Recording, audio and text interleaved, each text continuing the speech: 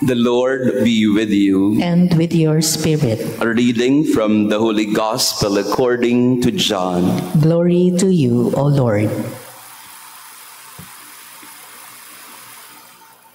Many of the Jews had come to Martha and Mary to comfort them about their brother Lazarus, who had died.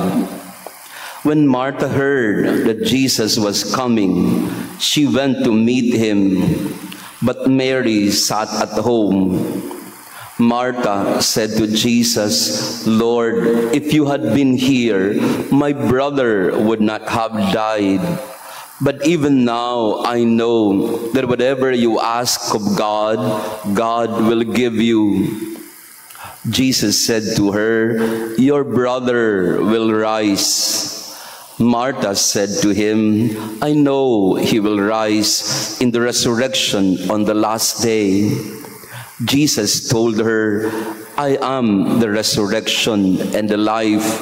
Whoever believes in me, even if he dies, will live. And anyone who lives and believes in me will never die. Do you believe this?" She said to him, "Yes, Lord. I have come to believe that you are the Christ, the Son of God, the one who is coming into the world." The Gospel of the Lord. Praise to you, Lord Jesus Christ. Praise be Jesus Christ. Now and forever. Good morning, dear friends. Pakibati nga ng good morning ang ating mga katabi. Beautiful Monday morning to be together in prayer. To our online parishioners, thank you also for joining us in this celebration.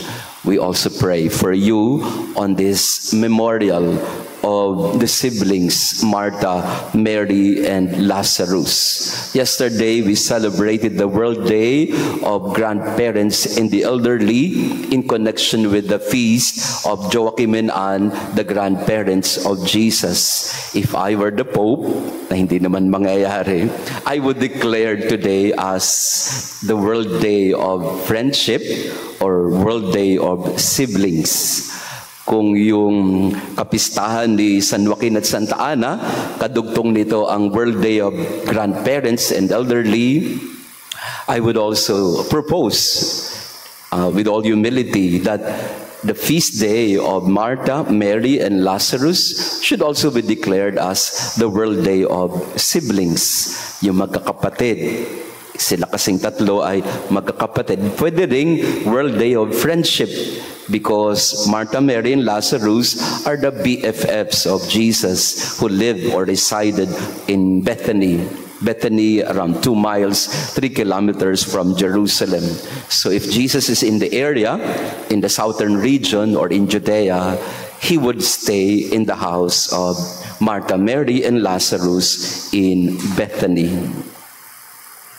Pero magandang tingnan yung dynamics ng pakikipag-ugnayan ni Jesus sa magkakapatid na ito. You can find them in Luke chapter 10, John chapter 11, and John chapter 12. Kung si Joachim and Anne, you cannot find in the scriptures, Martha, Mary, and Lazarus, you can find very much prominence, given prominence in the scriptures. In Luke 10, for example, we heard of Jesus visiting them. Martha, very busy in the kitchen, and Mary, who stayed with Jesus, listening to him. Nagkainitan pa ng ulo, nagka-irritable pa si Martha, at kailangan pang pagsabihan ni Jesus na, "Martha, Martha, why are you anxious about many things?" In John chapter 10, or John chapter 11, we saw a different dynamic between Jesus and the siblings. May sakit si Lazaro, pinasabihan si Jesus, hindi pinansin ni Jesus, namatay si Lazaro, nagtampo yung magkapatid. Nung dumating si Jesus sa Betanya, hindi hinarap ni Maria, nung hinarap naman ni Martha, medyo sinumbatan si Jesus. Alam mo naman palang may sakit na eh. Bakit di mo pa pinuntahan? It has been 4 days that he's dead, tapos ngayon pupunta ka. So much for friendship. Yan. So, may konting tampo si Martha. And this is the conversation they have in our gospel today. But nevertheless, Jesus said, "Your brother will rise." Martha, your brother will rise. Do not worry too much. In John chapter 12, so this is John 11, in John chapter 12, Jesus goes to Bethany again a week before his entry to Jerusalem, a week before he was crucified. So he stayed in the house, and Mary anointed her with a costly perfume. Halos 1 kilong perfume ang nilagay ni Maria sa paa ni Jesus. Again, to show her love for Jesus. First, for raising her brother, and of course, for celebrating their friendship. So, kung makita po natin yung magkakapatid na ito, maiinggit ka ng konti, no? Kasi they are considered as friends of Jesus. The disciples, Peter, Andrew, James, John, and the rest, they were colleagues, so to speak, partners in mission of Jesus. Yes, they were friends, but their dynamics, their relationship was quite different. They were co-workers. But with Martha, Mary, and Lazarus, it was different. They would just stay in their house. Hindi sila sumusunod kay Jesus kung siya nagpupunta. Yung mga kalaging kasama ni Jesus, yung mga alagad. Pero sina Martha, Maria, at Lazaro, nandun lang sila sa Betania, always waiting for Jesus to come. Always providing shelter for Jesus whenever He's around. At si Jesus naman, no, there's no hesitation in Him. Pag nasa Betania siya, pag nasa Judea siya, tuloy-tuloy lang siya. Ito po yung mga klase ng kaibigan na hindi na kumakatok diretso sa kusina. Ganon yung kanilang, how intimate they were. No? Ay, tingin ko ganon ang tunay na magkakaibigan. Masusukat mo ang tunay na pagkakaibigan kung saan kaya mo nang dumiretso sa kusina kahit hindi ka kumakatok. Kapag kakampante ka na ng ganon, tingin ko malalim na ang inyong friendship. So today, I declare World Day of Friendship. The friends of Jesus, Martha, Mary, and Lazarus. Dito po sa ating parokya, I have seen many friendships grow and develop. Natutuwa po ako kasi nagkakadevelopan po kayo in terms of friendship. And I'm happy to see that. Because that's who we are. Church is not just communion of persons that have nothing to do with each other. Church basically is family and friends. We are friends to one another. Before we are colleagues and co-workers, we are first friends. Sabi po ni Aristotle, what is friendship? How does he define friendship? Sabi ni Aristotle, true friends are one soul in two bodies. True friends are one soul in two bodies. Ibig sabihin noon, kapag meron kang tunay na kaibigan, may meron pa ring boundaries, of course. Hindi mawawala ang boundaries, pero kampante ka sa kanya. Kaya mong sabihin sa kanya anuman at alam mong hindi siya magtatampo. O magkakatampuhan man kayo, pero alam nyo nagkakaintindihan kayo. Marami hong totoong magkaibigan, parang aso't pusa. Away ng away, pero hindi naman mapaghiwalay.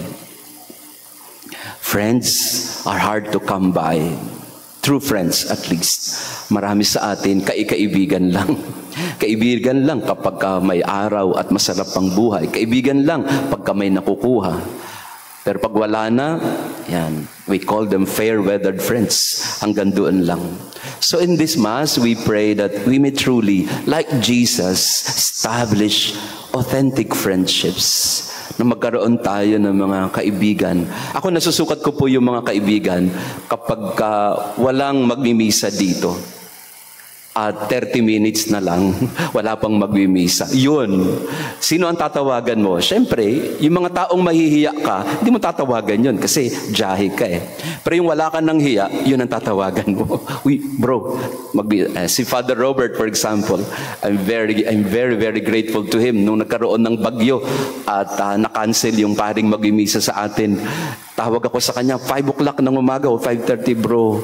Walang magmimisa sa Goretti. Pwede ka ba? Wala ka ng hiya. Kasi alam mo, kaibigan mo eh. Yan. Pero pagka may hesitation ka pa na you're walking on eggshell, they're not friends. And I think Martha was able to be direct with Jesus, with her, with her tampo, because she knew very well what how Jesus would react to her. And this is, I think, what is important for us, to find true friends. True friends who can stand by us, who can stay with us through thick and thin, through storms and better days. So pakitanong ang katabi natin, may friendship ka ba? Meron ka bang nahanap na friendship dito sa ating parokya?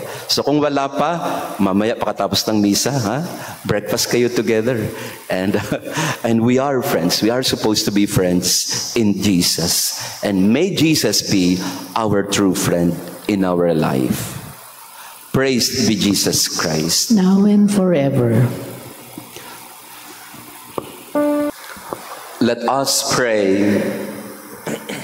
May the holy reception of the body and blood of your only begotten Son, Lord, turn us away from the cares of this fallen world, so that following the example of the siblings, Martha, Mary, and Lazarus, we may grow in sincere love for you on earth and rejoice to behold you for eternity in heaven, through Christ our Lord. Amen. Maraming salamat po sa inyong pagdalo sa ating banal na misa. Thank you very much. Today, we will start our national meeting of parish priests for the synod. Tayo po ang organizer nito. Thank you for those who have adopted priests. Nailipad po natin yung mga ilang pari galing probinsya at we are now able to bring them to the conference. So sa inyo po na nag-adapt na mga pari, salamat po sa inyong suporta sa ating programang ito. So ipagdasal nyo rin po yung success ng pagtitipon ito. More than 200 priests will gather in our parish. Basically dito po sa Prince Hotel dahil hindi sila kasya dito sa Pius, but we are hosting them, yung more than 200 priests for the synod, na magtitipon-tipon. So pray for the success of this gathering. The Lord be with you. And with your spirit. And may our loving God bless you and your family, the Father, the Son, and the Holy Spirit. Amen. Our Mass has been offered. Go in peace to love and serve the Lord. Thanks be to God.